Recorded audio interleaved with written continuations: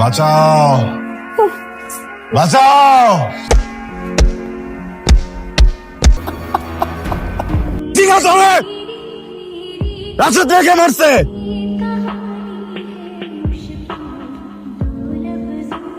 তোমাদের একটা অ্যানাউন্সমেন্ট দিতে আসছি। সামনে ক্যাম্পাসের ছাত্র সংসদ নির্বাচন। আমাদের দলের হয়ে তন্ময় ভিপি নির্বাচন করবে। আমার তো একটা প্রশ্ন ছিল।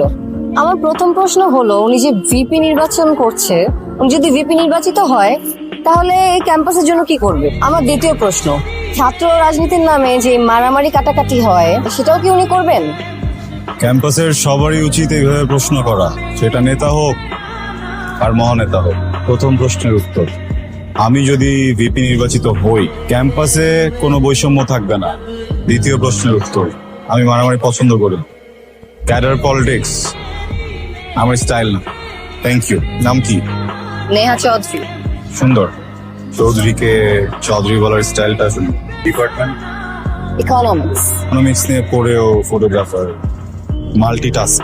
সুন্দর। তো সুন্দর লাগছে কোনটা, ক্যামেরা নাকি মাইয়া? সিচুয়েশন সুন্দর। তুই তো বদনজর দিতেছস। ওটা বদনজর বলা, তুই সুনজর বল। তার মানে আমি যেটা বলতে চাইতেছি তুই সেটা বুঝছস। তুই যে কাজগুলো করতেছস এই জিনিসটা যদি আমার চোখে পড়ে, আমাদের অপোনেন্টস যে দল আছে ওরা কি তোর পিছে লাইগা নাই? একটা ভুল স্টেপ সব শেষ। তাহলে এই মেয়েটারে তোর কেমন লাগে, এক্সাক্ট কেমন লাগে বল দে। কেমন লাগে এটা তো বলতে পারবো না, ব্যাপারটা নাইস এন্ড অ্যাট্রাক্টিভ। দেখ তুই স্ট্রেট ফরওয়ার্ড পোলা, স্ট্রেট ফরওয়ার্ড, বুঝছস? ফোনটা একটু টিল্ট,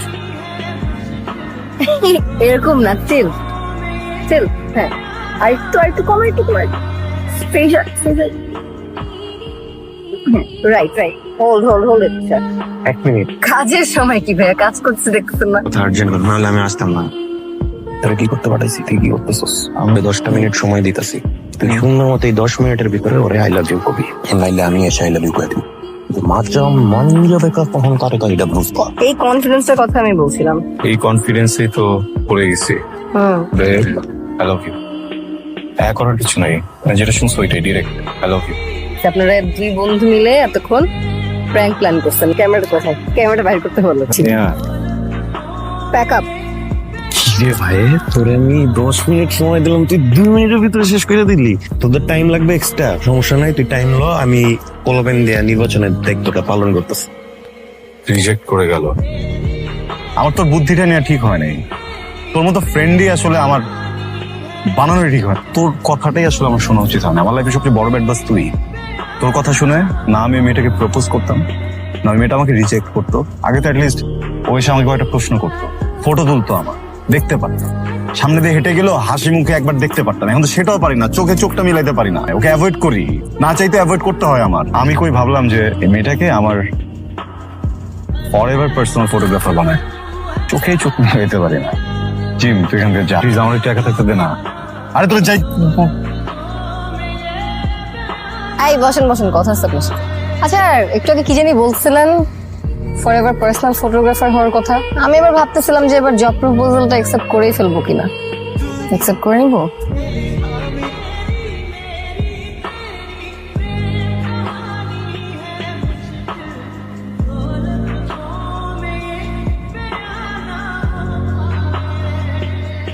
হ্যালো, কই তুমি? আসতেছি আমি। কি হয়েছে? হ্যাঁ, বড় ভাই ওর সাথে অনেক খারাপ একটা জিনিস হয়ে গেছে।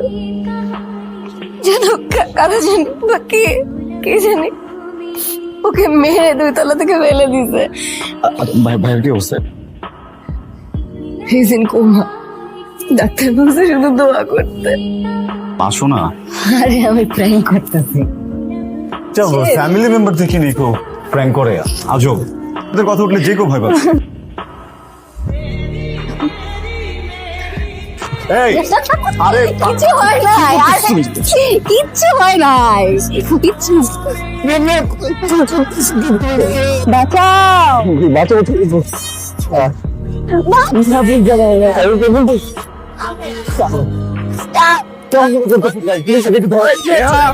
মা বলো তো এখানে এসেছি তো আমি আমাদের খারাপ চিন্তা করতেছিল।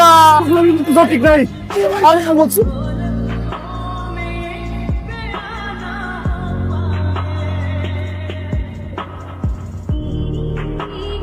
একটা ছেলে ওর সবকিছু দিয়ে তো মনে ভালোবাসলো এর বিনিময়ে কি দিল ওরা কি করছে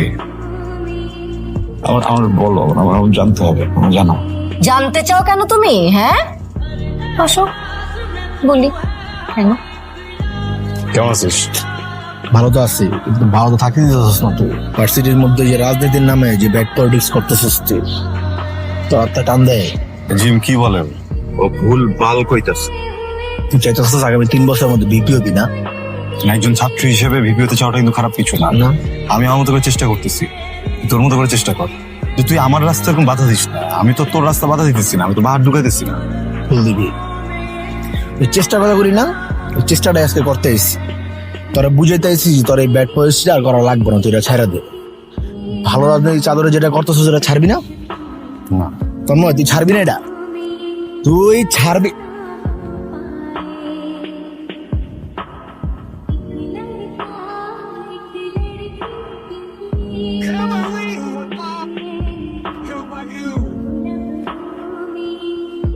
তুমি শুধু অর্ধেক গল্পটাই জানলে, আমার কাছে জানতে চাইতে পুরো গল্পটাই বলতাম। কি রে কি অবস্থা তোরা এই জায়গার মধ্যে ছিনতাইয়ের মতো দাঁড়াচ্ছিস কি গলির মুখে?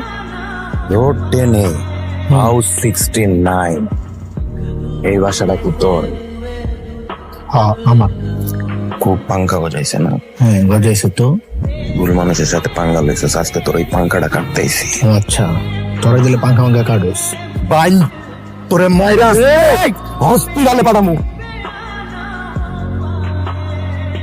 কলারটা ছাড়, আমার গলায় লাগতেছে। জিম রাশেদ রে কে মারছে আমি মারি নাই, তুই আমার এমনি করে টাইনা নিয়ে আসতেছস সবার সামনে, এটা কোন ধরনের? আমি কোনোদিন এমন ভাবে একটা পোলারে মারবো, দোতলা থেকে একটা পোলারে আমি ফেলাই দিমু?